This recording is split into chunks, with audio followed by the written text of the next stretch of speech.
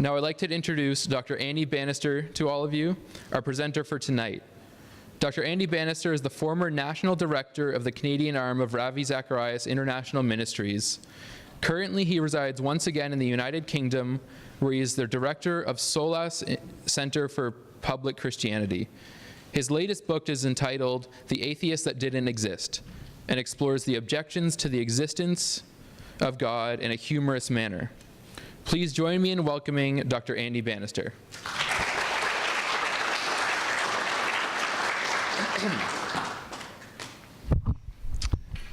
Well, good evening, folks. Good evening. Oh, wonderful, you are out there to go. I'm British, I'm naturally insecure, so if you don't respond, it's going to go really badly this evening. Great to see many of you here tonight. Just out of interest, who was there last night? Oh, quite a lot of you. Fantastic. Okay, it was a great crowd last night. I hope you enjoyed last night's event. It was huge fun. It was the second time that Ronnie and I have dialogued, so we're kind of getting to know each other a little bit. And hopefully, if a few folks are around tomorrow night when Shabir Ali and I go to and fro, that should be fun. In fact, I was saying to somebody, tomorrow night will be the third time that Shabir and I have dialogued, and the first time was in the lecture theatre just across the way. So it's going to be like it's like a home turf, really. So looking forward to that one. But I think the idea for tonight's event is this is designed to be a little bit more kind of low-key, probably aimed particularly perhaps more at those who have some kind of Christian faith, and although if you haven't got that this evening, you are very, very, very welcome. But really the goal of tonight is for those of us who would identify with Christian faith or are intrigued by it, really I want to explore the whole idea of how we can be engaging with some of the big questions out there in our culture. And so I've titled tonight's session, Joined Up Evangelism. How can we respond to our culture's tough questions in story and word and deed? And so hopefully give you some food for thought. And as I say, hopefully if you are here tonight as a visitor, as a guest, as a skeptic, a doubter, an agnostic, a Baptist, then there'll be some stuff for you to get your teeth into as well. Now, to sort of set the scene for where we're going this evening, the Apostle Paul in the book of Colossians in the New Testament writes these words. He says in chapter 4, verses 5 and 6, he says, "Be wise in the way that you act towards outsiders. Make the most of every opportunity. Let your conversation always be full of grace, seasoned with salt, so that you may know how to answer everyone."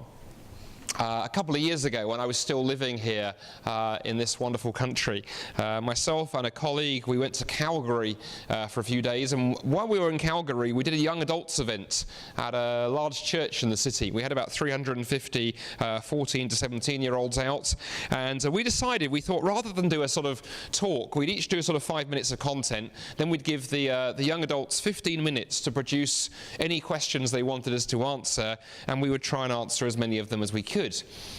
Bit of a mistake, because in those 10 minutes, those 300-odd young people produced 411 questions. That's more questions than my 5-year-old daughter can manage before breakfast on a Monday morning. It was quite an impressive list, and we got through about, I think, 18 of them, and then as we left the church, we gave the remainder to one of the youth pastors and went, "There you go, over to you." In fact, he later emailed me to say, "Thank you, you've given me my curriculum for my young people, my young adults for the next 5 years." Some of the questions, though, were sort of grouped around certain themes, and this often tends to happen when you do that exercise. For example, we had questions like, why do Christians hate LGBT people? That question came up. Doesn't religion cause violence? Isn't it arrogant to say that your religion is true and everybody else's religion is false? If God exists, why is there evil and suffering? Isn't the Old Testament full of violence? And what about those who haven't heard about Jesus? Those are some of the questions that came in, and there were lots of other ones. Now, the interesting thing is, I want you to notice something about those sort of sample questions I've shared. And the same goes for some of the questions that came up in last night's Veritas Forum, and will probably come up tomorrow with Shabir. All of those questions that I've just listed there have a couple of features in common that I want us to think about for a moment. All of them rather, are complex questions. They require some thought. You're not going to answer those questions with a sound bite, especially not at 3 a.m. in the morning if your name is President Trump. You require a bit more thought about those questions. And also, each of those questions at the same time probably to some extent require answers that are more than words. One of the things I find quite interesting as I sort of travel around the world and do the events like I do, events like last night and others, is I find that some of the toughest questions and some of the deepest questions that people have about the Christian faith are not just intellectual questions, they're also emotional questions. For those of us who are Christians, they require us to be able to use our minds and our intellect. They also require us to be able to use our hearts and our emotions. We need answers if we're going to, if Christian faith is going to be taken seriously, that address both the head and the heart, not just a familiarity with the latest arguments. That, interestingly, is a lesson I confess I learnt relatively late in life, being British and being a little bit thick. A few years ago now, about 5 years ago now, 6 years ago rather, before my wife and I had the 2 children that we do now, we experienced, in the course of about a year, we experienced 3 miscarriages. And I remember as we were facing the loss of yet another pregnancy, sitting on the couch in our home trying to process this, trying to comfort my wife, and this little thought popped into my head. It went a bit like this. It's interesting, I thought to myself, upstairs in my study, I have probably 2 or 3 meters of shelves filled with some of the best philosophy books in the world, written on the subject of suffering and evil and bereavement and all of these kind of things. But somewhere at the back of my brain was the thought that if I suggested to my wife I just needed to go and get a large philosophy book and read it to her and everything would be okay, probably I figured I'd get punched in the nose, and quite rightly, because that issue that we were grappling with needed more than just clever arguments. It needed something that engaged on an emotional level as well. And as we worked this through and thought this through and prayed this through and asked questions like, why God, why? I would say over the space of 2 or 3 months, we came to some good answers around that subject, but it wasn't easy. And it required addressing the pain and the ache in the heart, as well as the questions of the mind. And I think that goes for many of the deepest questions in our culture right now, that we need to connect those 2 things as well. Some of the deepest questions I hear about the Christian faith are questions of the heart, as well as questions of the mind. Now, for those of us who are Christians here this evening, I think it's very, very helpful actually to listen to some of the questions that our friends who do not share our faith ask. One of the reasons I love engaging with people like atheists, like Ronnie last night, looking forward to Shabir tomorrow, is that it's actually by exposing yourself and encountering people who think differently to you that actually you strengthen your faith and you deepen your faith by sort of putting it to the test and battle testing it, as it were, out in the real world. And not least, of course, for those of us who are Christians this evening, if we want our friends who are agnostics and atheists and skeptics and people who follow other religions, if we want to take us seriously, we need to demonstrate that we are willing to listen and that we're willing to think carefully before we open our mouths and engage. One reason for that, incidentally, was first identified by Martin Luther, the famous reformer, some 500 years ago, where he wrote these words. Martin Luther wrote, "If I profess with the loudest voice and the clearest exposition every portion of the truth of God except precisely that little point which the world and the devil are at that moment attacking, I am not confessing Christ, however boldly I may be professing Christ. Where the battle rages, there the loyalty of the soldier is proved, and to be steady on all the battlefield besides is mere flight and disgrace if one flinches at that point." In other words, what he's saying to those of us who are Christians, if we don't listen carefully, look for where the challenges are actually coming and where the pressure is coming from in our culture, we can spend our time chasing all kinds of blind alleys. And I always say it's interesting, you can tell, I find as I travel and teach at different churches across the country and across the world, you can always tell those churches that are actually engaged with their culture because they're actually aware of the questions that people are asking. Sometimes I speak in churches where it feels like Christians are debating questions from 200 years ago, which tells me they haven't actually listened to what their friends and neighbours and those not in the church are asking.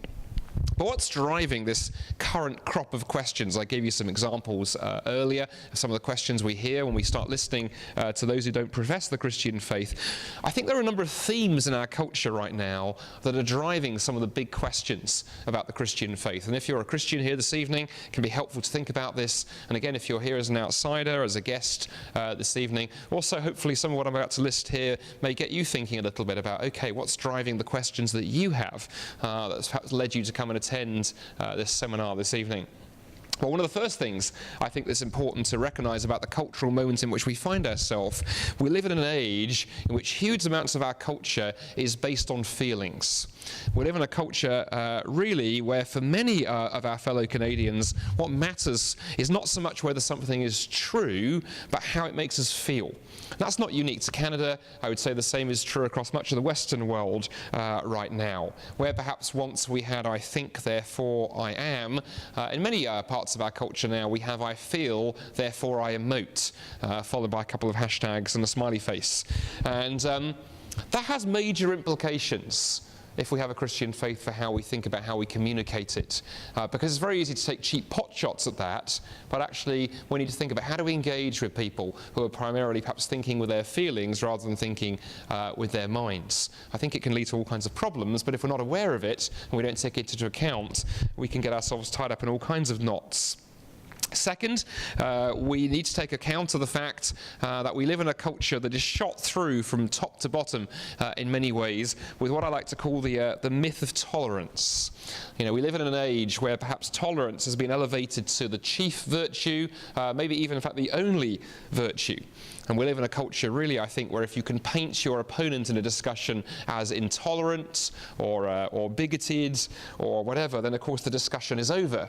And of course, for those of us who are Christians here this evening, this can be quite tricky because some of the traditional views that we hold as Christians on things like sexuality, for example, or the exclusivity of Christ can come across as intolerant. And of course, that therefore raises the question of how do we respond?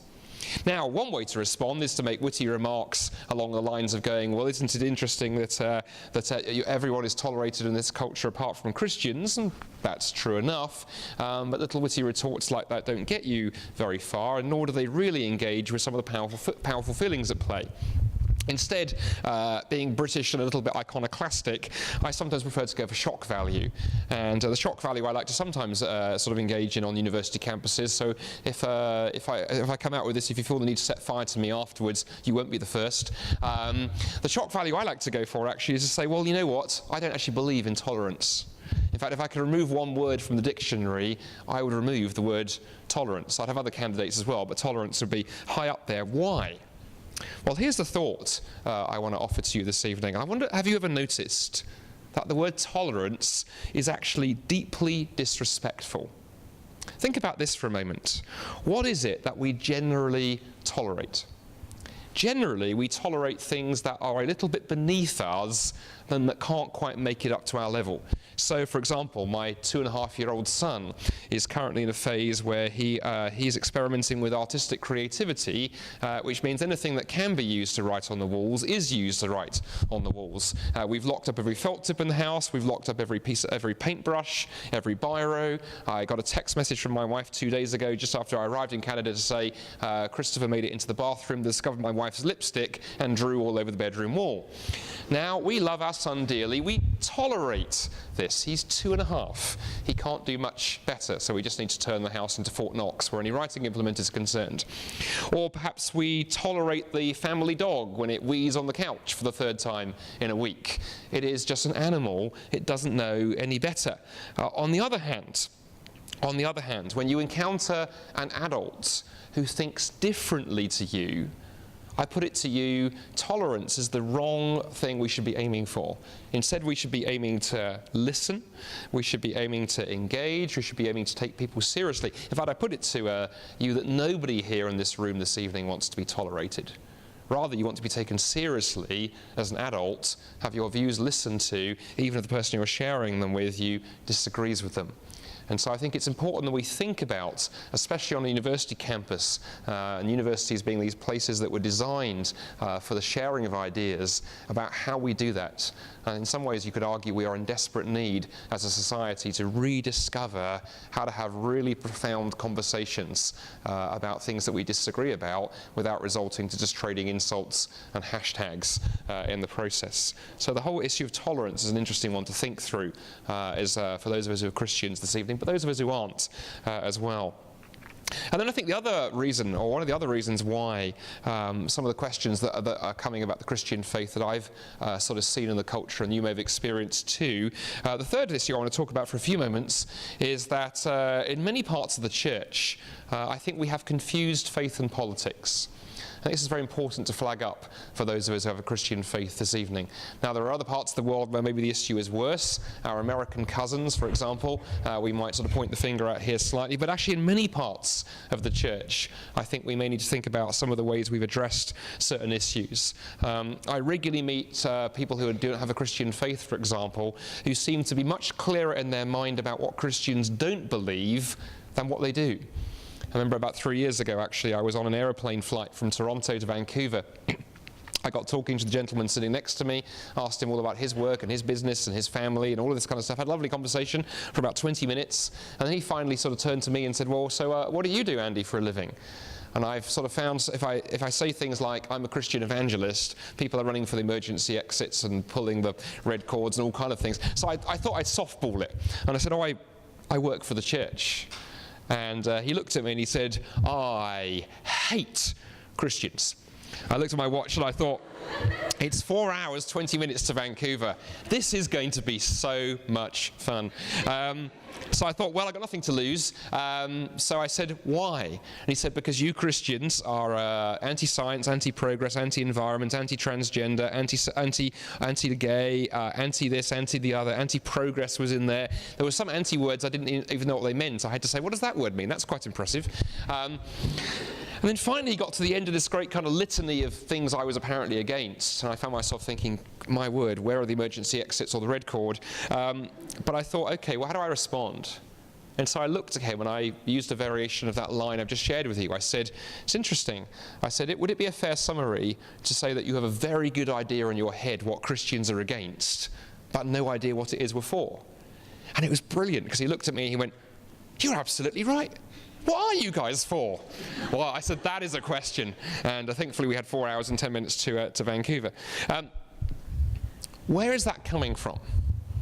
Well, I just wonder, and just want to suggest to those of you who have a Christian faith in this room this evening, it's just sometimes maybe some of the way that in the church we've talked about certain issues that we are deeply concerned about. Everything from, be it abortion, through to sexuality and gay marriage, and the list may go on. Not unimportant ethical questions. But sometimes if we're not careful, we give the impression that is what it means to be a Christian, to hold a certain political position or a certain ethical position. And of course, that's a problem. Because the moment that Christianity gets tied up with a certain position, it sends the message, well, if you don't share our values, then Jesus is not for you. And if you don't share our politics, Jesus is not for you. Or more commonly, if we're not careful, it sends the message that if you're not clean living, middle class, and the list goes on, then Christianity isn't for you. And that's tragic, really, because I don't know about you, when I read the Gospels, I see a Jesus who was so radically attractive in the way that he presented his message that people of every background and all manner of lifestyles and positions were drawn to him, and then the conversation could begin. So just a thought that for those of us who are Christians and love politics, that it's okay for Christianity to inform our politics, but don't let your Christianity become your politics, or in real trouble. So that's the third thing I just wanted to share as a thought this evening. And then one more before we take this in a different direction. I think the other challenge that we're facing in our culture, for those of us who have a Christian faith and are concerned about communicating it, but also this should concern those of us who don't have a Christian faith, because if we're going to talk about things, we need to understand them. It's interesting that we live in a culture that in many ways, I think people have forgotten what the gospel is, or have, perhaps worse, imbibed caricatures of it and thus lost what Jesus' message was really about. Let me illustrate what I mean with a quotation from one of the world's most well-known atheists. He was, Ronnie quoted him last night. This is Richard Dawkins of Oxford University, and probably one of the most well-known atheists in the world. And Richard wrote this in a recent article, recent book. He said, speaking of Christianity, he said the cross, in other words, the crucifixion and resurrection of Jesus, is so petty. It's so trivial, it's so local, it's so earthbound, it is so unworthy of the universe. My word, they teach you at Oxford to turn out little paragraphs that really have a zing to them. Now, I'm less interested in the sheer wrongness of that paragraph, and if I had time I could happily sort of deconstruct it for you. I'm more intrigued as to how Dawkins, who grew up in a Christian culture, had a Christian education, and so on and so forth, could have such a shallow understanding of what the gospel actually is. In one sense, I'd have no problem if he said, I don't believe it. I think it's false. But to consider it trivial suggests to me that somehow he hasn't managed to actually grasp what it is Christians actually think they're saying. And I want to be generous and not put the blame on him. I want to ask the question, where has he got this idea, and who has he engaged with who hasn't actually taken the time to share with Richard what Jesus was actually all about? But I fear he's not alone. And a question for those of you who are Christians this evening, of course, how would you answer Richard? Let's suppose that you were visiting England on vacation and you got onto a bus in Oxford, and lo and behold, you found yourself sitting next to the good Professor Dawkins with perhaps 3.5 minutes of time to impress him with your questions and your engagement and your lovely Canadian accent for some of you. What would you say to Richard? Interesting question.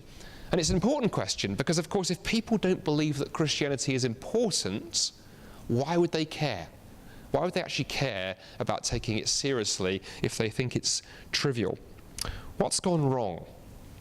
Well, one thing I wonder if it has gone wrong is related to my point a moment ago on politics. I wonder whether in some parts of the church we have for some time been preaching not the message of Jesus, but we've actually been preaching moralism.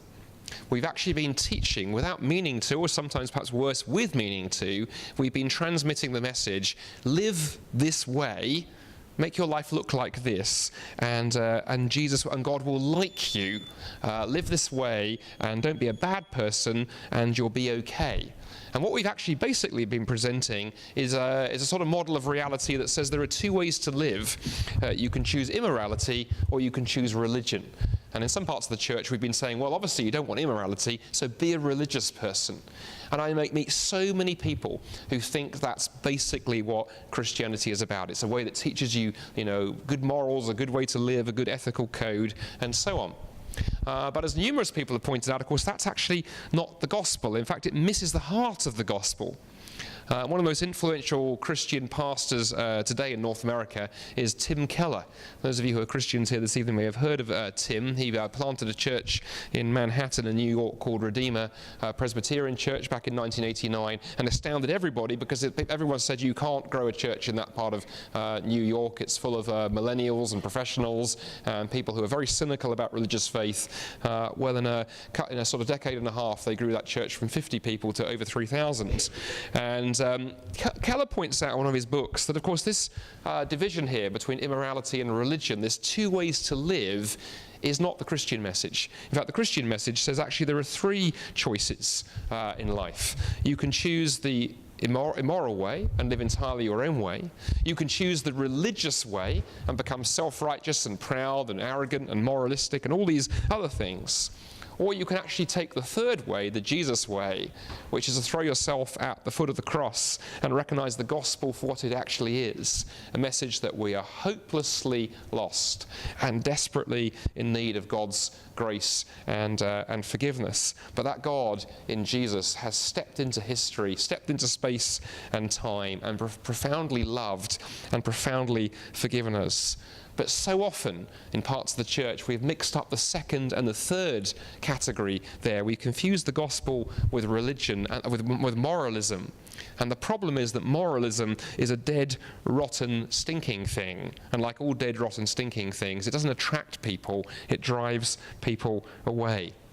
In fact, this is such an important point for those of us who are Christians in the audience tonight that I want to really bring out some differences between the Jesus way, between the gospel, that third category, and the religious way. Because if we don't get this into our heads, we are going to very much struggle to engage with our friends who do not share our faith in Christ. Among some of the differences then between the religious moral way and the gospel are these. Religion and moralism says, I obey, therefore I'm accepted.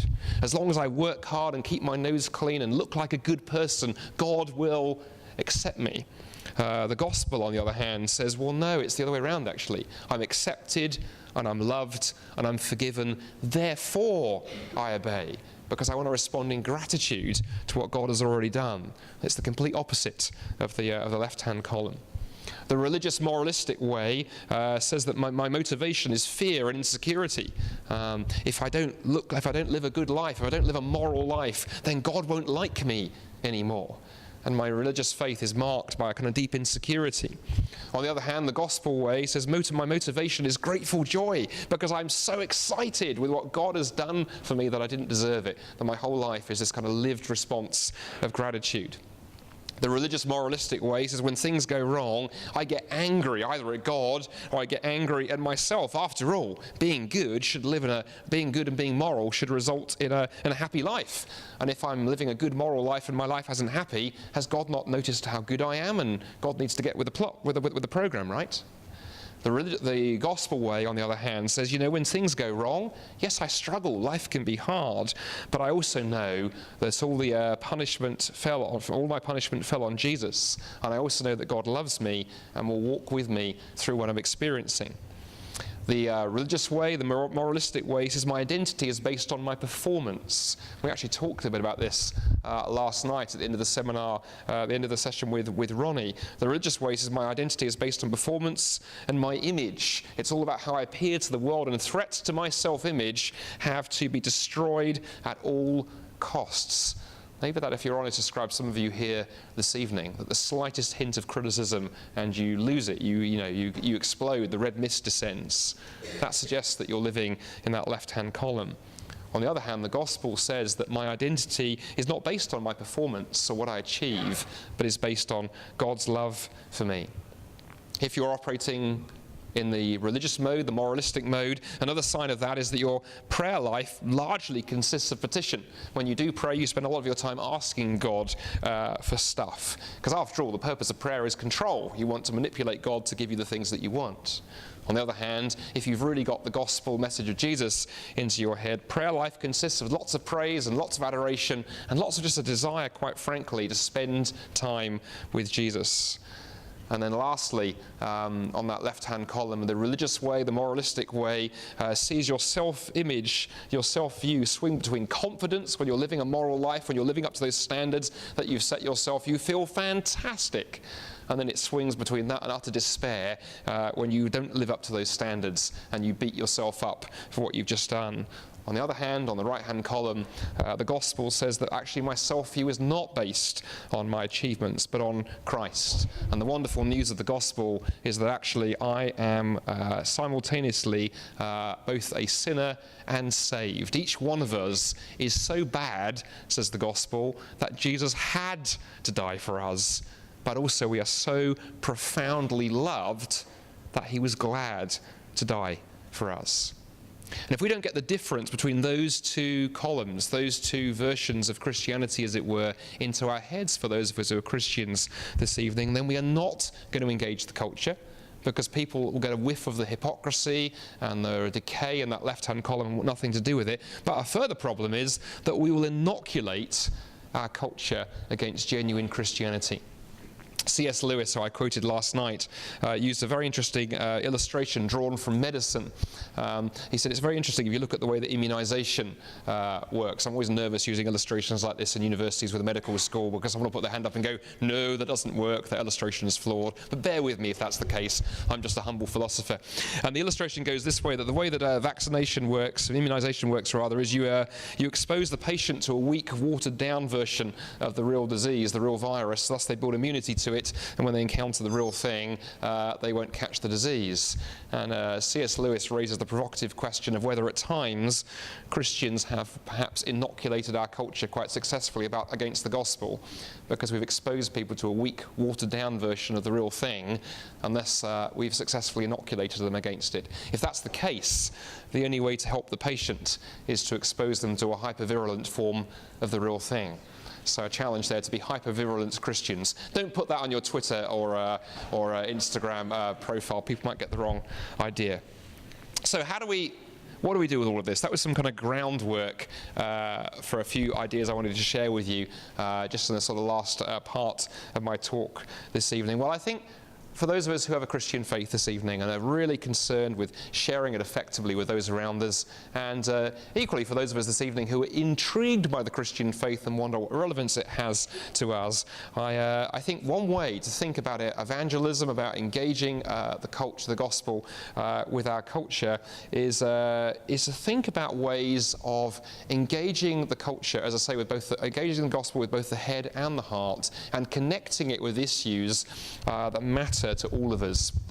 I was reminded of this actually a couple of years ago when I was speaking at the University of Toronto. My job takes me to imminent places like McMaster. I also get to go to places like University of Toronto, but you know, there we are. Everyone who's there really wishes they were here. We all know this. Just remember I do the joke the other way around when I'm in Toronto. I was speaking at University of Toronto and speaking on the subject they gave me to address that evening, and it was a crowd about this size. I was speaking 2 years ago on the subject of can life have meaning without God? And I spent about 40 minutes doing what British people love doing, which is being very pessimistic and very negative for the evening, and basically showing how I believed it was not possible for life to have meaning and purpose and significance if there was no God. And I peppered my talk with quotes from atheist philosophers like I like to do, and so on and so forth. Got to the end of the talk, and it was time for Q&A. First man to the microphone, first student to the microphone, was the head of the Secular Alliance. I knew the guy concerned because we'd dialogued before, and I thought, oh, hello, here we go. First question out of the gate is going to be pretty robust. Never mind.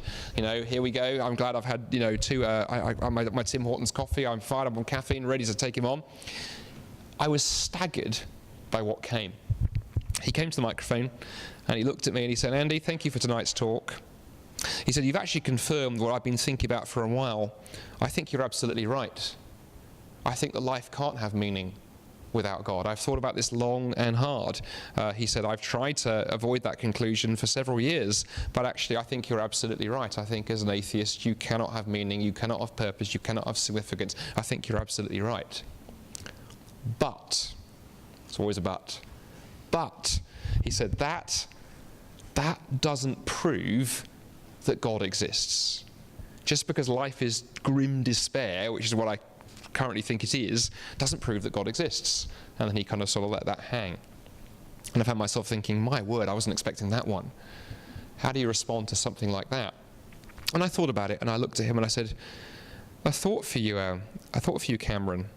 I said, here's what you've just said occur to me. I said, if I was in your position, if I had genuinely worked out and concluded that if there's no God, life is meaningless and purposeless and pointless and nihilistic and all the other words you've used, do you know what I would do?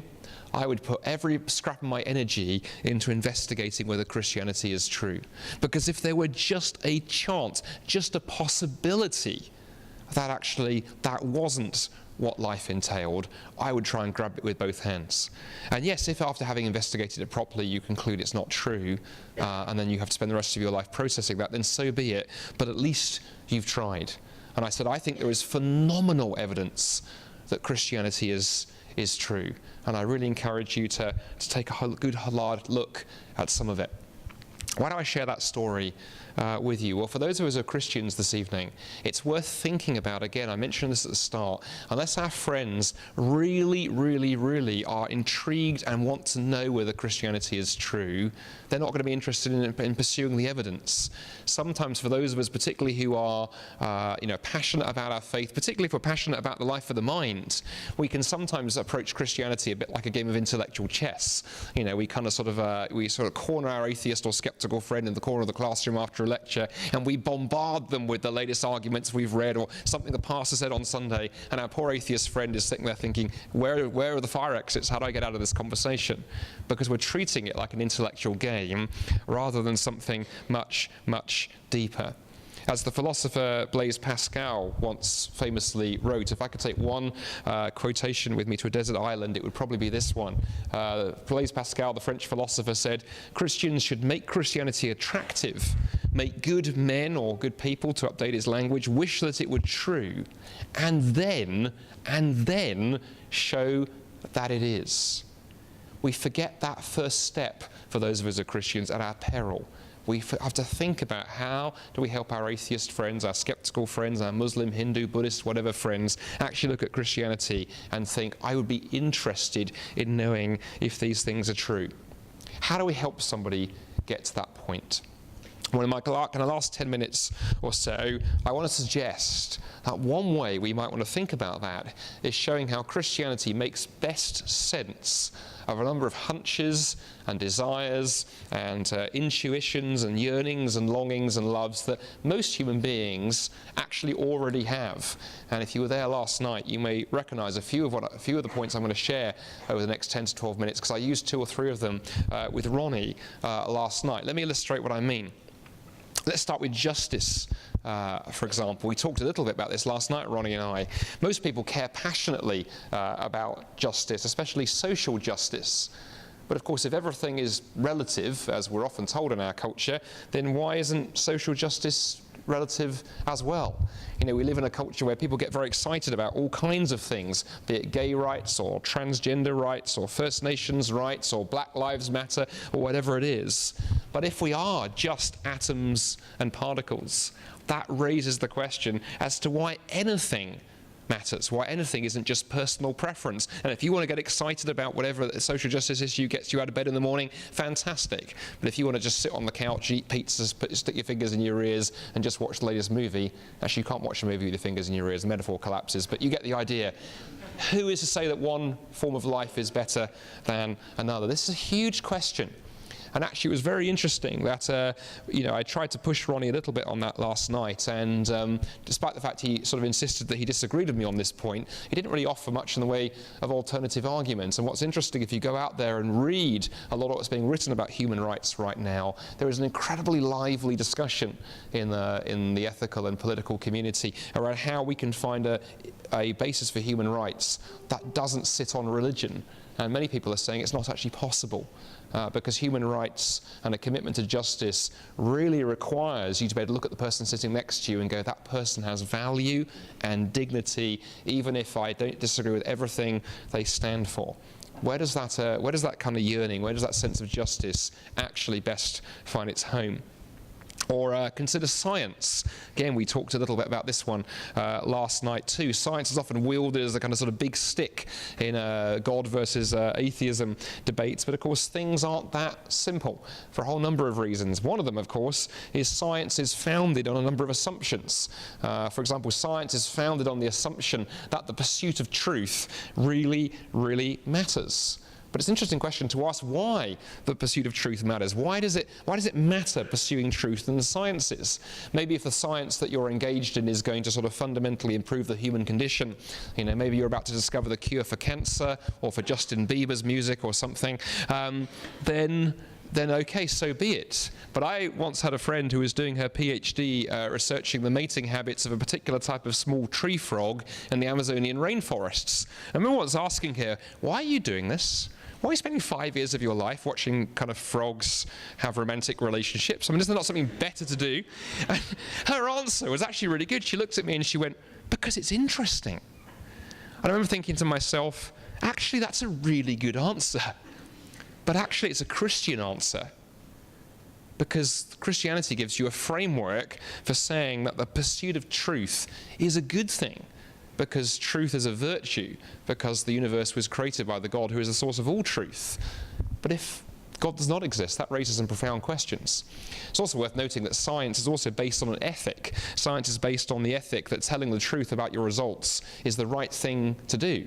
Many of my friends who are in the sciences get very upset about the idea that people might be faking their results or making it up or not reporting accurately.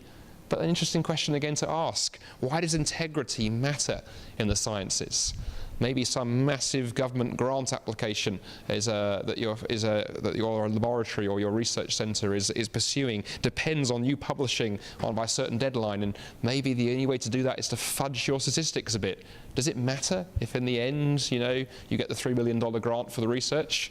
Or does integrity really, really matter? Interesting questions, right? And those are profoundly religious questions.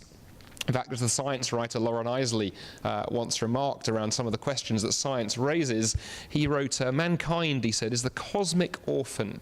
We are the only creature who asks why." So just an interesting sort of connection here between science and faith that some may not have seen. And then another topic we might talk about would be the whole issue of beauty. We talked about this very briefly last night. This is a fascinating one for getting people thinking about religious faith and Christian faith. One of the most exciting speaking engagements I ever had in my entire life took place about 18 months ago when I had the privilege of going and speaking at National Geographic magazine down in Washington, D.C. And for a long time, I've been a huge fan of that magazine. I was like the kid in the candy store because they gave me the guided tour and all kinds of goodies. And then I got to go to address a lunchtime seminar, and I've been asked by a colleague there who was a senior commissioning editor to come and do a seminar on beauty and science. In fact, what he'd said to me is he said, here at National Geographic, Andy, as a magazine and an organisation, we're sort of committed to two virtues. We believe that science explains everything, there is no God, and that naturalism is really the only answer to everything. On the other hand, we believe in beauty. Look at our cover photography and all the other stuff. He said, can you come and bang those ideas together for half an hour till bits fall off, and then do Q&A, which I thought was the most beautiful description for a talk I've ever been asked to do. And so that's what I did. I went and sort of gently raised the question that if everything, again, is just atoms and particles, where does this desire for beauty come from? Why is it that for many of us, our response when seeing a natural landscape or a piece of art is not just to go, well, that's a beautiful arrangement of molecules, but something much deeper is going on. I was reminded of this actually earlier this evening while going through my notes for this talk. I was listening to a piece of music on my headphones, and for some of you may look at me and think this is odd, others of you may look at me and go, you have the same experiences. And this piece of music I was listening to had moved me almost to tears because it was just incredibly beautiful, and it was a combination of the sunlight through the window and the piece of music and this almost transcendental experience. And our connection with beauty, for those of us who are moved by those things, I think raises lots of questions too. Or another angle you might raise questions about faith with your friends is the whole question of identity. This is a very interesting one, actually. We live in a culture in which questions of identity are arguably ripping our culture apart right now. Shrill voices from different directions all across Western culture are telling us that your identity is purely your choice. You're not defined by your race, or your culture, or your gender, or your sexuality. Rather, you are, as the famous poet William Ernest Henley famously put it, you are the master of your own fate. You are the captain of your own soul. But of course, while it may sound wonderfully liberating to be able to self-define yourself any which way you like, the problems are legion, not least that all basis for communication is lost. Because if we push this to its logical conclusion, we end up having absolutely nothing in common. It also, of course, leads to games of identity one-upmanship, where each of us try and claim victim status or special identity status or whatever it is, so that we can gain more power and more influence and a larger voice over others. And there's a huge question in our culture right now as to how we can find a basis for identity that draws us together as people and societies, not rips us apart. How do we do those things? And so it goes on, and so it goes on. If we had time this evening, we could raise all kinds of other questions. Freedom, for example, is one I often like to talk about. Again, if we are just molecules in motion, just controlled by the laws of physics and chemistry and biology, then of course, to what extent are we free? To what extent are we morally accountable? To what extent can we even think? That's an important topic we could talk about if we had time. Or also, of course, even more profound, perhaps the question of forgiveness. We live in a culture where it's easy to play the grudge, easy to play the victim. All of us can find something where we can claim we're the victim. Somebody has oppressed us or victimized us or whatever. How do we find a basis for forgiveness and letting go of the pain and the insults of the past? This is a question I think our society is going to be wrestling with even more in the months and years to come. Now, I've thrown a whole range of topics at you there over the last 10 minutes. Why have I done it? Well, because I think all those things I've listed, forgiveness, freedom, science, beauty, justice, significance, identity, on and on those go. I like to think of those almost as sort of a collection of dots, points of reference, or to change the metaphor, perhaps threads in a tapestry.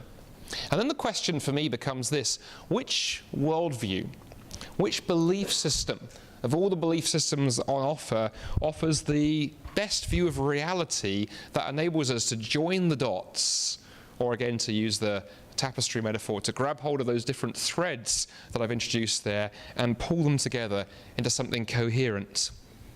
One of my favorite philosophers, not nearly as well known as he should be, is a gentleman called Gregory Gansley. Greg teaches at Yale University down in the US. And in his book from a few years back now, called A Reasonable God, he introduces something actually I played with a little bit last night in the dialogue with Ronnie. He introduces something called the fittingness argument.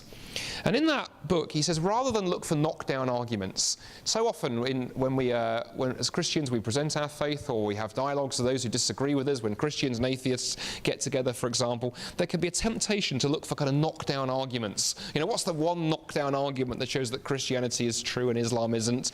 Or if you're a skeptic here this evening, what's the one knockdown argument that proves that all of those Christians are nothing more than religious lunatics? And on it goes. But the problem is that reality is far more complicated than that.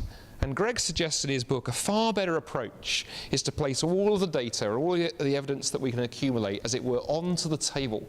So look at the whole package of human existence and experience and all the big questions, whether they're from philosophy or science or the humanities or the arts or wherever. Pile the table, as it were, as high as you like with pieces of data.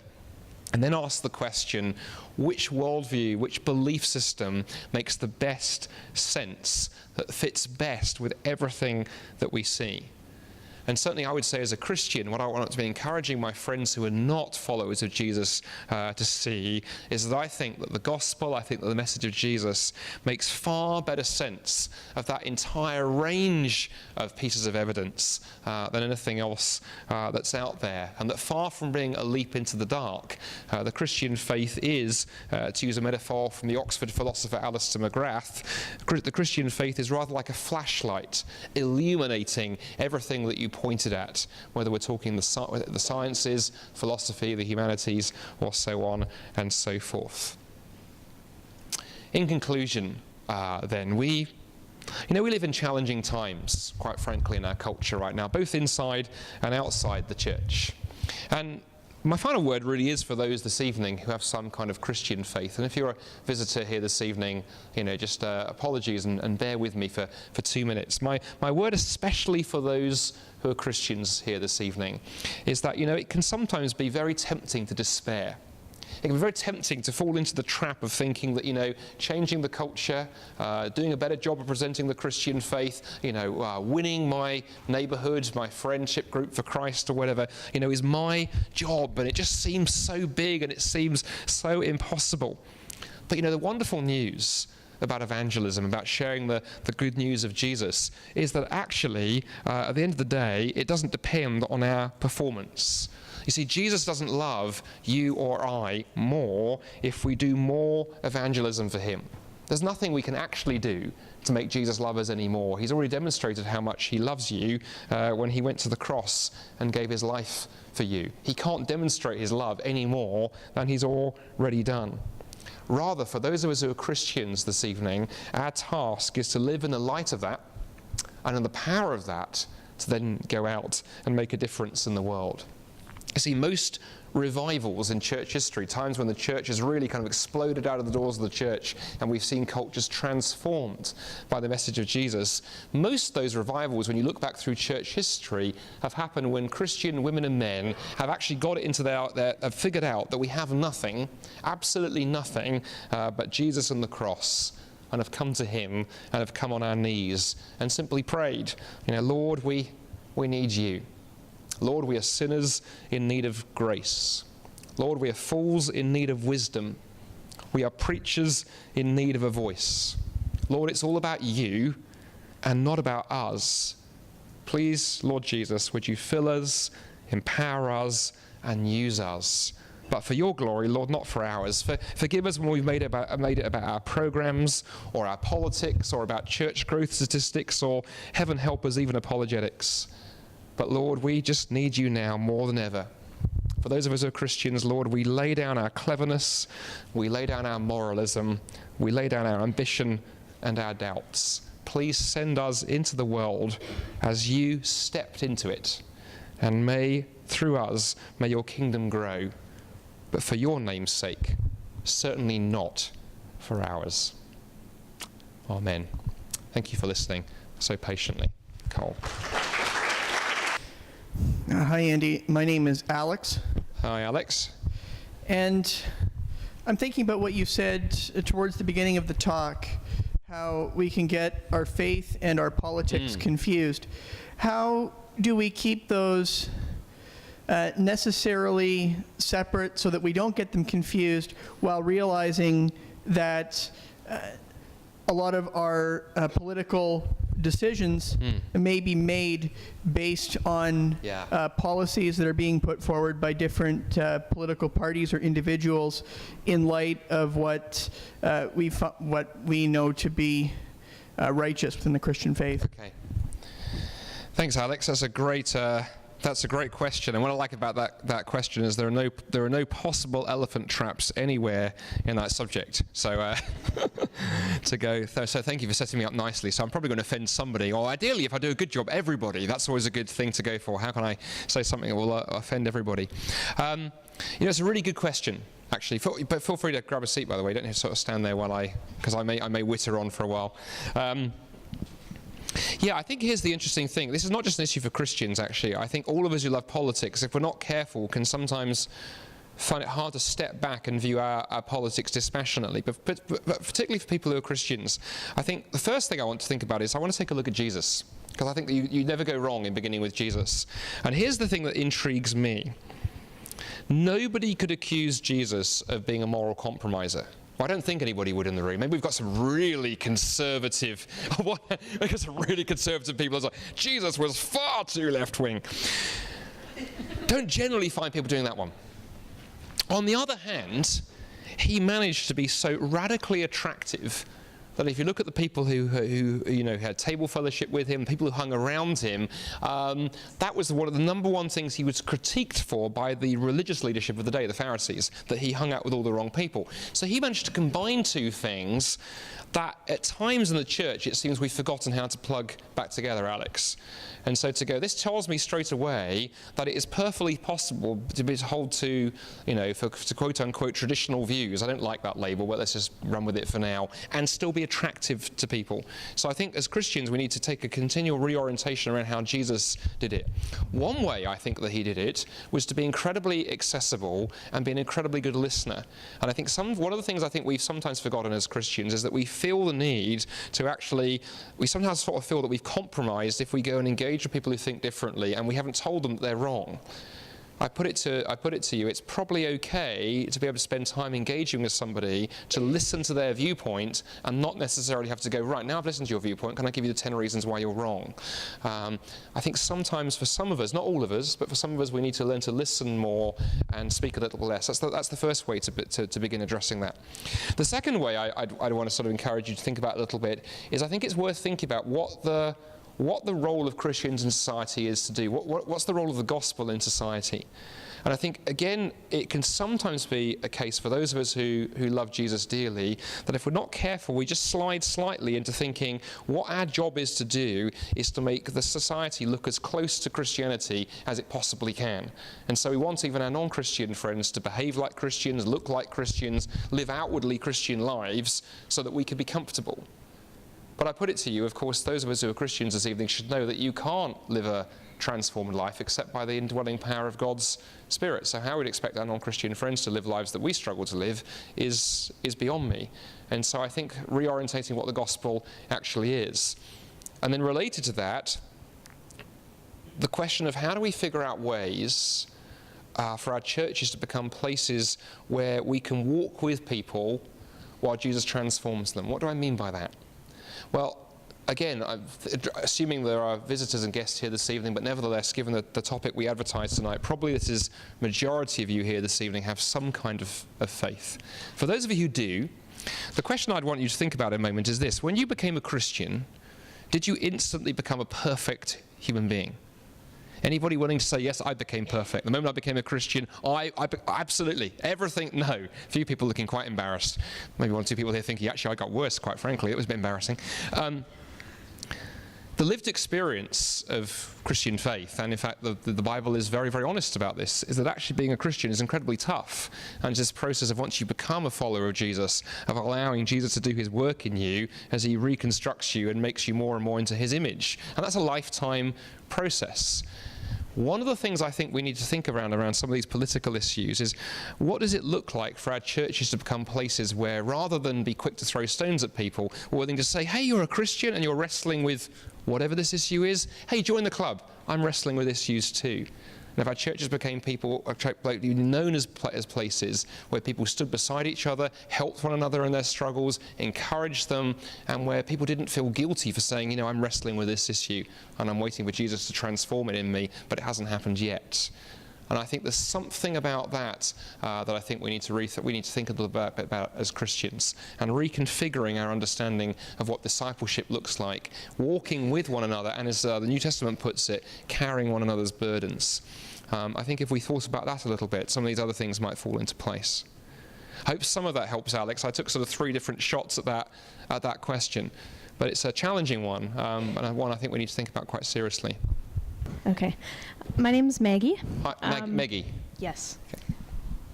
I have the question on my phone. Okay, excellent. You kind of answered part of it, but so this is my first year at university, and I've noticed that there's a big movement towards, as you were saying, tolerance of everyone. And I wanted to know, how would you suggest we approach a conversation with someone who says, you know, I'm part of the LGBTQ community. You're against that, aren't you? You're a Christian, coming from a more conservative Christian view. Yeah. How would you say we approach that with maintaining the integrity of what we believe the Bible says about that?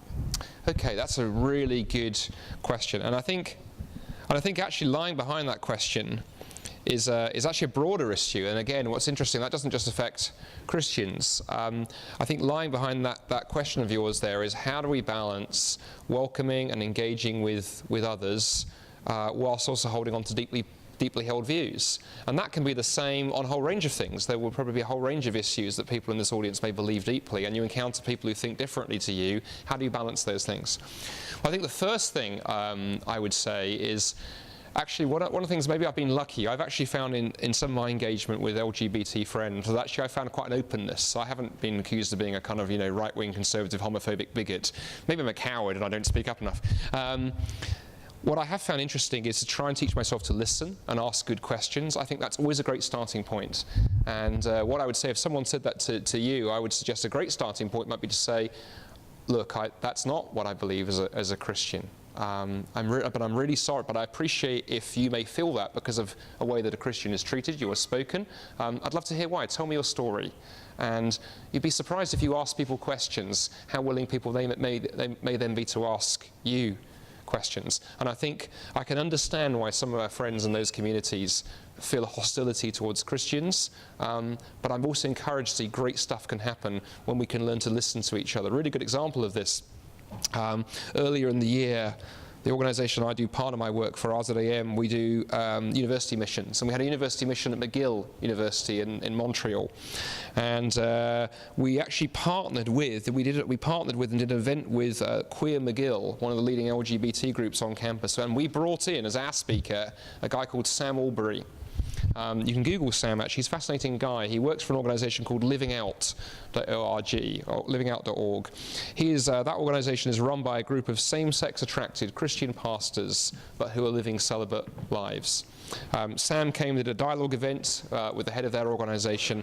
It was one of the most incredible evenings I've ever seen. There was honesty on both sides, but also willingness to listen. Afterwards, we got an email from the head of the organization saying, "You have changed my view of Christians." She said, "I thought you were all homophobic bigots." She said, "Sam has changed my view entirely. Any time he's in Canada, he's welcome on our campus." He basically preached the gospel about 16 times over the course of the evening, but did it so beautifully, with such grace and such compassion and willingness to listen and be generous, that he found a hearing. And so I think it is possible, but it's not always easy, and it may begin for you as a Christian being willing to apologize and take a slightly back foot. But there's one thing the gospel should teach us, is that humility and grace and willingness to go, look, even if I'm personally not guilty of the things you think I am, I'm still going to let you punch me up a little bit and you get out of your system. That's how it begins. I think the other thing I'd suggest that you try and find a way to do, and it's not easy, I appreciate it's not just a magic bullet answer, I think is constantly bring people back to, look, there's a lot of baggage associated with Christianity, and I understand that disturbs people and can cause all manner of issues, but ultimately Christianity is about Jesus, and what I want people to do is to see the beauty of him. And if you can constantly bring it back to Jesus, deal with, apologize when you need to, answer the questions around some of the baggage, but keep bringing it back to him, keep bringing it back to him, keep bringing it back to him, because he's the one who's ultimately going to draw somebody in, attract them, and engage with some of those deeper issues that are going on. And ultimately, in all of this discussion around sexuality, what we want to be saying as Christians, I think, is not heterosexuality is better than homosexuality. I don't think that's what we want to be saying. I think we want to be saying that actually sexual intimacy is not the greatest human good. The greatest human good is relationship with the God who created us and loves us. When we get that right, then the sexuality piece will fall into place. But if we have these arguments about sexuality down here, we will just end up throwing bricks at each other, rather than going, this is what really matters. That's what Sam did at McGill. He was like, it was interesting. The folks from the other side several times in the evening said, but, Sam, you're such a nice guy. We feel so sorry for you that you don't have a sexual relationship. And Sam was able to go, but I don't see that as an issue at all. I'm completely fulfilled. I'm in love with Christ. It's wonderful. And he gives testimony again. And I think that's what we need to be communicating. I hope some of that helps. Again, I took a number of approaches, but yeah, hang in there. Hang in there and build those friendships as well, is what I'd say. Good on you on trying. I'm Brent. Brent. Yes. Fire away, Brent. So I want to start this by saying that I am an agnostic. Okay. And my question is, it builds off of Cameron. Yes. What he said earlier. Yeah, exactly. He was the head of the secularist That's right, yeah. society. So I completely agree that there isn't, in fact, any inherent meaning with life. Yeah. And as such, religion is the catalyst for said meaning. But with that being said, notice my use of the word religion there, and not Christianity. Yep. If living under a God is what provides value, why does the specific God matter? Is this not a binary state in which you have a superordinate meaning of life, or you don't? The specific religion seems redundant for this reason, because if you have a God, you have value. If you don't, then you do not have value. How do you contend with the idea that somebody reaches a meaning of value with a different God? Okay. Good question. Or starting from a different axiom? Yeah. Fantastic. Okay, let me dive into that a bit. I'll just let you get back up to your seat. Thank you for that, and thank you for coming out this evening as well, because it's not always easy to come to an event where the majority may not think the same as you. So thank you. I respect that. Let's say a couple of things actually. I mean, the first thing is, you ask a great You ask a great question, and I think it's certainly naive for Christians to not take account of the fact there are lots of different religions and belief systems out there, and also, of course, for agnostics too to think about this. And in fact, I have one or two agnostic friends who probably are almost sort of struggling with that great religious diversity, because I've had at least two friends who've sort of come to the conclusion that there is something out there. So they're not happy with the atheist label, but then they're just like, oh my gosh, how do you choose? I mean, how do you choose from the whole plethora of things on option? Do you just, on offer, do you just pick the one that works for you? Do you try and somehow navigate to what's true? How do you work through that? Is a good question. And it was questions like that actually that led me to do my PhD in Islamic studies. So I can't remember if Cole mentioned that in the introduction. My PhD is actually in Quranic studies, because when I began going into academic work, I found myself thinking, I just worry that I take for granted too easily that Christianity is true. I think it is, but I haven't really looked at the alternatives. So pushing that to ridiculous extents, as my wife would say if she was here, she couldn't just read a book rather than done a 9-year doctorate. But there we are. I went into huge detail around Islam, and one of the things that led me to, and now studying comparative religion in general, is actually, it's interesting when you say that there might be other alternative value structures out there. I'd say actually I'm not so sure that is the case. So take Islam, for example, and if you want to see more around this, Shabir and I will be dialoguing tomorrow. The basic idea in the Judeo-Christian framework that you and I have value because we are made in the image of God, and if you look at where human rights came from and where it began, all of the founders of modern human rights theory were Christians, and drew on that text particularly. It was used again and again and again and again. This was when back at sort of 500-600 years ago, when the sort of thinking that laid the foundation for human rights was going on. That claim that you're made in the image of God is actually unique to the biblical worldview. It's not there in the Quran. The Quran borrowed many things from the Bible and from Judaism and Christianity, but that one got lopped off. In Islam, you really are just slaves of Allah. And the Quran is very clear about that relationship. You're not children of God. You can't call God Father. There is no relationship to be had. He is the master. You are the slaves, and your role is just to obey. Judaism and Christianity always took the view, no, that you're considerably more than that. Likewise, if you push into some of the Eastern religions, such as Hinduism or Buddhism, the idea of human value doesn't really exist in the same way. I mean, certainly in Buddhism, it's questionable whether personal identity even actually exists, if you really take what Buddha taught seriously. So it even raises the question of, is there a you to possess value? So I think it's not necessarily that straightforward. So I think the number of candidates for actually giving value and purpose narrows down. And really, eventually, I think it thins down to a list of one candidate as you begin lopping off those alternatives. It really does come down to Jesus. And then you have to ask yourself the question, is it true? It doesn't mean that just because it's the only one left standing, you go, well, I'm going to grasp it. Then you can go, well, okay, this has got all the likelihood of being something that will work if it's true. Is it actually true? But I'd say one thing very quickly as well about something you said. And were you there last night, by any chance? Okay. There was something Ronnie said that really struck me afterwards. He got a bit antsy about the whole idea of kind of purpose, and if purpose is, from outside, you're not free. I think he said something to that effect. And I found myself thinking about this, and I found myself thinking, there's something inherently wrong with that. At the time, I was again being a bit slow and should have had a second coffee. And it was afterwards that sense of going, I think the whole thing about purpose really is about knowing what you were designed for. And when you know your purpose, when you know what it is you're meant to be, there's a freedom that comes with that. If you actually have no constraints, that doesn't equal ultimate freedom. That actually equals slavery. So a good analogy that one philosopher once used is if you imagine an astronaut floating free in orbit, and he or she has come unattached from the International Space Station, and all the fuel has run out on their jetpack. They are, in a sense, there's no constraints. Nothing's pulling them, tugging them, pushing them. Are they free? No, because they can't do anything. They're not in the environment they reside to thrive in. Purpose is actually about discovering what it is you're supposed to be so that you can be the best you that you're supposed to be, is the first thing. And then secondly, it's purpose that enables us to answer some of these big questions about good and evil and right and wrong and justice and injustice. What do I mean? Let me illustrate to you very quickly.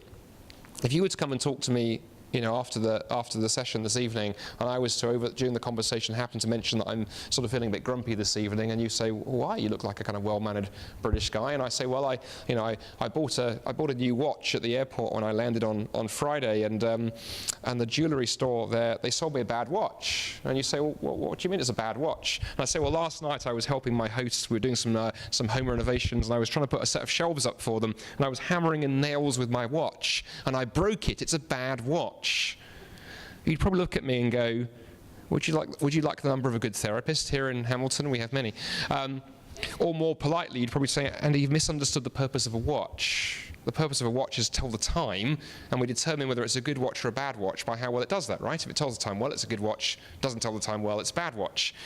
Do you see now? It's purpose that enables us to determine whether something is good or bad. I put it to you, the same is true of human life. And the issue of morality that we were dancing around last night with Ronnie making these ground-sounding claims about what you should or you shouldn't do, what's better or worse, or progress, and I kept pushing him on how you're determining this. It's purpose that allows us to determine these things. Is there such a thing as a good life, a life well lived? Well, if you or I have no purpose, the answer is no. It doesn't make any difference. Most of us, I don't think that. Most of us, I think, in this room probably think there are certain ways that it is good to live. It's good to live in a way that is caring and compassionate and kind and putting others first and so on and so forth. But if we can't answer the purpose question, we can't answer that. So it's a hugely important question. So I'd encourage you to draw the threads together. Ask yourself the question, which of those different belief systems out there can actually do what you need it to do? And once you've narrowed that list down, then put the time in to go, are they true? And if they aren't, well then of course the consequences are fairly dire. I hope some of that helps. I know, again, I've done sort of several threads there, but it's an utterly brilliant question. Thank you for asking it. Matt. Yes, sir. Hi, Andy. It's kind of a corollary to his. I still don't understand. I don't think you've answered the question of assuming. I think it's an assumption that you've made to say that we have a purpose. There could be other factors. There could be an impersonal God. There could be a cyclical network to the universe. There could be an eternal universe. There doesn't necessarily have to be a personal savior to imbue something with purpose, nor does there actually have to be a purpose to something necessarily. So could you go into a little bit more detail? Because I'm not convinced. So you're not convinced? No, that's fine. I didn't think you were. Not after our conversation last night. You look like a chap who takes a while to be convinced. I enjoy controversy. I would never have guessed that from last night's conversation. I'm staggered. Maybe that's your purpose in life, Matt, is to bring. I made that my purpose. Very good. Very, very good. Yeah, there's a whole great question there. So let me say a couple of things. I would certainly say, and I hope I didn't give this impression last night or tonight, that it's not so much that I and others in my kind of line of thought have gone, oh gosh, okay, we need purpose. Oh yeah, let's grab hold of Christianity. I think purpose becomes an argument for Christianity, but primarily the reason I'm a Christian is I've taken a long, hard look at Jesus and come to the conclusion that his claims were true. Now that happened for me early on in life, and I pushed harder as I got older and as my sort of abilities grew. And then what was interesting was when I discovered philosophy, was then beginning to go, oh no, this is interesting, because this sheds light on a whole number of things. There are a whole number of pretty astronomical problems in philosophy that I actually think are unsolvable. I mean, it was very interesting last night that Ronnie didn't want to touch the problem of mind and reason, which I thought he'd be all over as a philosopher of mind. I was saying to someone earlier, I came loaded for bear on that one because I thought he'd push back on me, and I was like, I'm ready to go, and he didn't go there. I think I can see why, because I think it's a huge problem, and there are others. And I think the problem of purpose and meaning is one of them. We talked about last night, I think you self-described as a nihilist, right?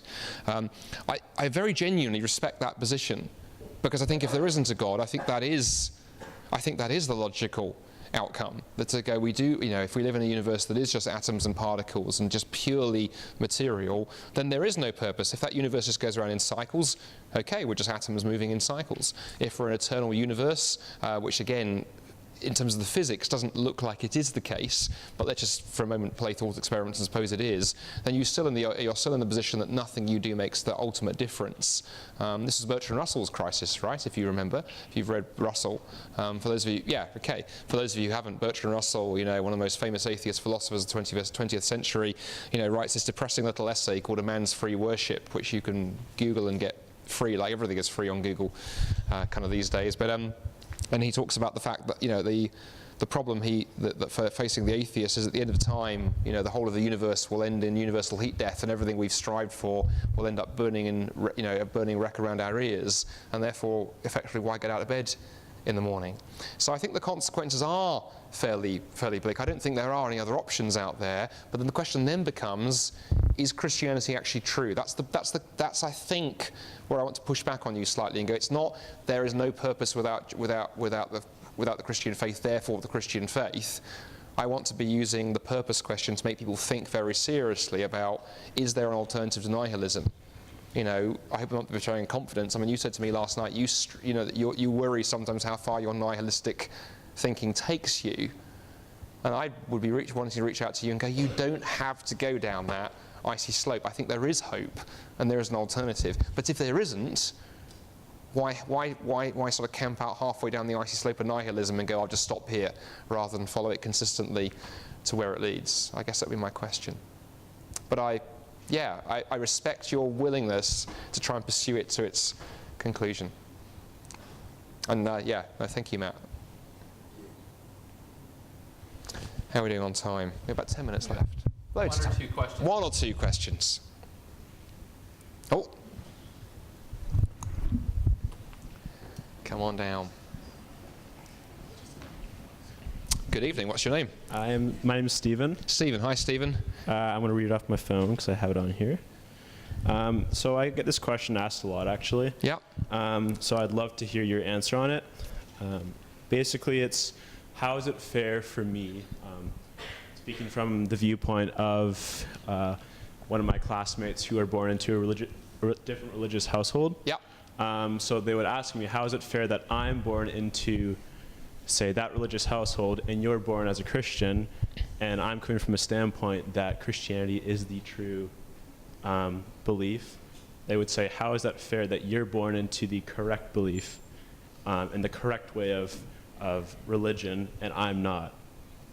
How is that fair to me? And then why would that be fair that if God creates a infinite punishment of hell for a finite amount of non-belief? Okay, wow, there's 2 really kind of thorny questions jammed in together. Well, let's take the hell one very, very quickly. I'm feeling iconoclastic. Let's begin with hell. And I've been obviously watching England get hammered by Australia for too long. So obviously Ronnie played with hell a bit last night. I mean, the first thing I'd say on the hell thing, Stephen, a couple of things really.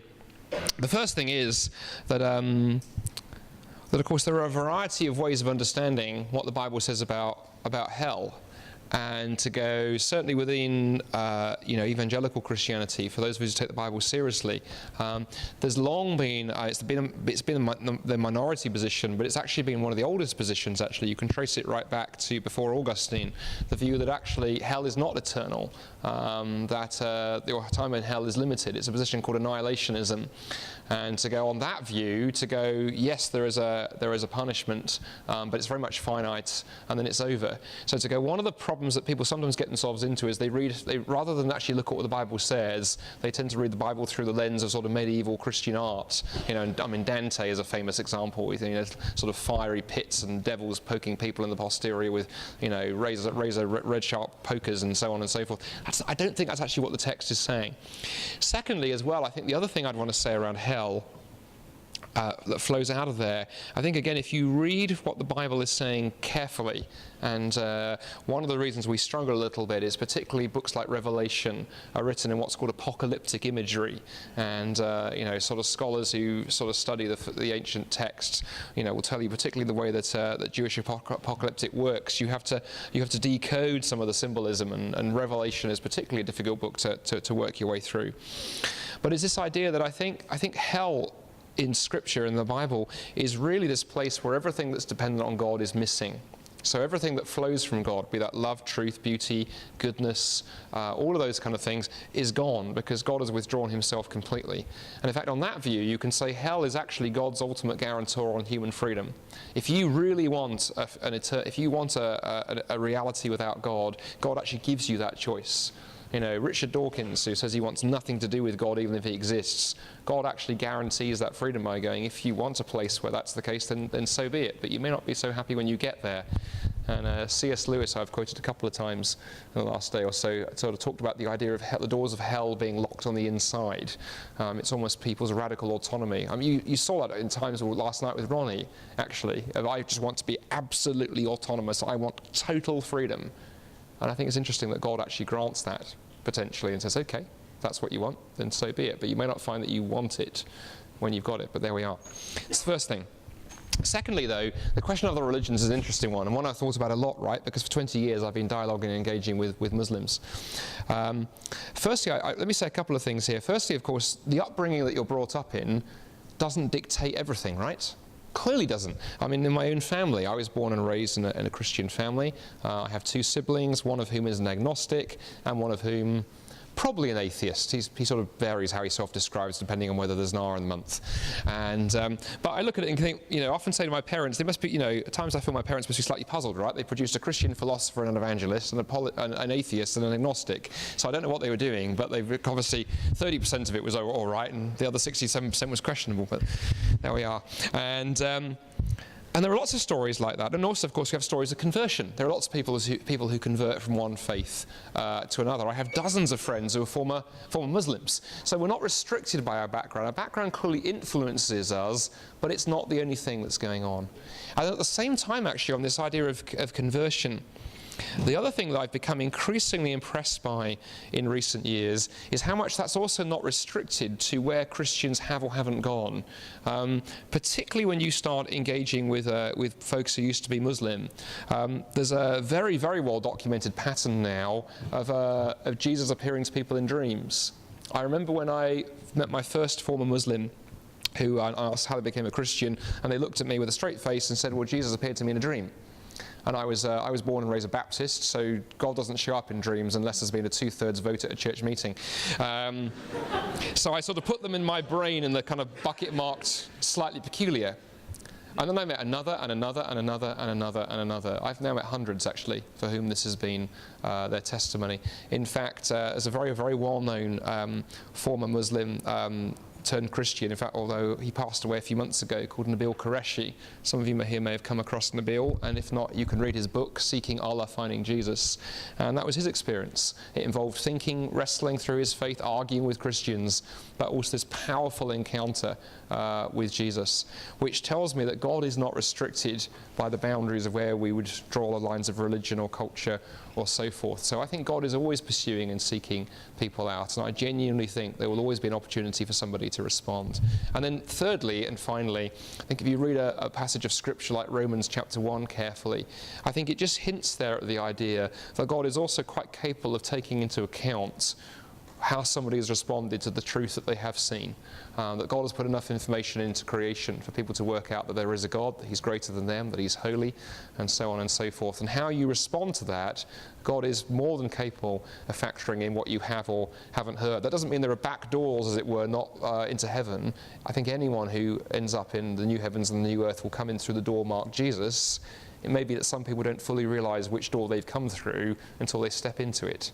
And Os Guinness, famous Christian writer, colleague of mine at RZEM, once put it this way. He said, look, there is only one way to God, and that's through Jesus. But there are as many ways to Jesus as people who come. And so I think that's always encouraged me. And of course, finally, actually I keep saying finally, to your friend, you could cheekily look them in the eye and go, but you are talking to me, and I'm a Christian. So what are you going to do with Jesus? Because sometimes we can use that as a question to hide behind, very, very seriously. So whilst being honest and genuine with your friend, don't let them hide behind that question. All of us have to ultimately face the question, who do we say Jesus is? We're going to have one more question. One more question. There's a lady here waving a hand. Yep, there we go. Come on down. Make it last one. Make it a good one. No pressure. No pressure. What's your name? Charmaine. Charmaine. Yeah, Far away, Charmaine. Okay. So I had a question. I know you mentioned about complex questions and how we're supposed to tie in more maybe scientific evidence as well as various emotional. other things. Yeah. I'm just wondering, like, how do we balance this intellectual scientific evidence with emotionally based evidence, especially for like students around like our age in an academic setting? And should it, like, the emotional aspect or the intellectual scientific aspect be used to start these discussions in order to like and like what role do these two evidences play? That is an absolutely wonderful question, and great one to end with as well. So thank you, Charmaine, for that. Let me begin where you ended. How do we use that with different people? Something that the Apostle Paul said in the New Testament. On one occasion, he talked about becoming all things to all men, by which he meant look at the person you're engaging with, and adapt your presentation to deal with them. So, for example, I'm not a hard scientist, but I got enough of a sciencey background that I can kind of get by. So, if I'm engaging scientific audiences, if I'm speaking on a medical campus, then I'll probably play more to that one in terms of trying to engage people. But I've also had to learn more as someone who is not naturally artistic to play more to the arts. So I'm trying to learn to appreciate the arts and the humanities a little bit more, because I meet people who science doesn't even remotely engage them. So one of the first things I'd say, Charmaine, is look at I take it from the way you've asked the question, you're a follower of Christ. So I would say one of the first things you could do is look at the people around you, look at your friends, look at the people you care about, look at your peers, and ask yourself, what are they into? What animates them? What gets them out of bed in the morning? And okay, how can I begin connecting that, or finding ways to connect that to my Christian faith? One way to find it is to find people who are, thinkers and writers and professionals in that field. So if it's the sciences, there are great writers on science and Christian faith who are scientists, like John Lennox, Oxford University would be a good example. Or if it's the humanities, who are the people, who as a Christian you look up to and you think, wow, that they inspire me and can give me some models. But I'd say, look at the people around you. I think would be the first thing. And then I think the other question you then ask is how you kind of integrate all these things together. I wish there was a simple soundbite answer to that question. I wish I could look at you and just go, oh yeah, here's the answer to that. I think what I've tried to do over the years in the areas that I've worked in is do a number of things. One is to try and commit yourself to excellence in whatever you do. So if you're going into the sciences, try and be the very best scientist that you can be. I don't know whatever you're studying, here. Sometimes as Christians, we can be tempted to shortcut. We can sometimes feel the world owes us something just because we're Christians. Actually, increasingly, it's the opposite. Increasingly, you'll find people look at you suspiciously because you're a Christian, and you need to do an extra 10 or 20% more. So people go, okay, I respect Charmaine. She may be a weird religious person, but her work is excellent. For example, I found that in my own field of study, because I'm a Christian working in Islamic studies, you naturally get, suspicious looks at academic conferences. So I, always have to work sort of doubly hard. So people go, oh, all right then, begrudgingly, your work's actually all right, even though you don't believe the same as us. So I think the first thing I say, pursue excellence.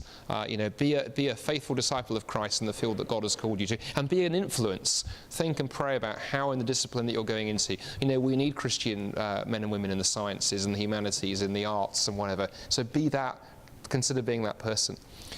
Secondly, hold that though lightly. I talked earlier about where our identity is located. We live in a world that encourages you to locate your identity in your performance. It does it all over the place, whether it's possessions or career or beauty or sexuality, whatever it is. And it's actually very easy as a Christian to fall into that same trap of thinking, I am my performance, I am my grades, I am my review or my pay rise or whatever it is. And so as well as pursuing excellence, I think make sure you know where your identity is located, Charmaine, in Jesus, because that actually sets you free in a way that those who don't follow Christ, I think, sometimes can't wholly necessarily appreciate. Pursue that one and realize that's where your identity is located. And then I think thirdly and finally, I think the model for how you draw these things together is, of course, I think Jesus himself. because I think in Jesus we have the one who is the way, the truth, and the life, and all these things integrate. And we see in Jesus, right, somebody who could give profoundly philosophical answers. Look at his dialogue with Nicodemus, in John chapter 3, incredibly kind of, intense theological discussion, yet could, sit with a woman at the well and just operate on a heart, on an emotional level, and constantly bring yourself back to Christ and go, okay, look at that. Here's a model for how I can integrate these things. That's sort of where I'd sort of draw it to a close. Does that kind of help a little bit? I hope some of that's resonating.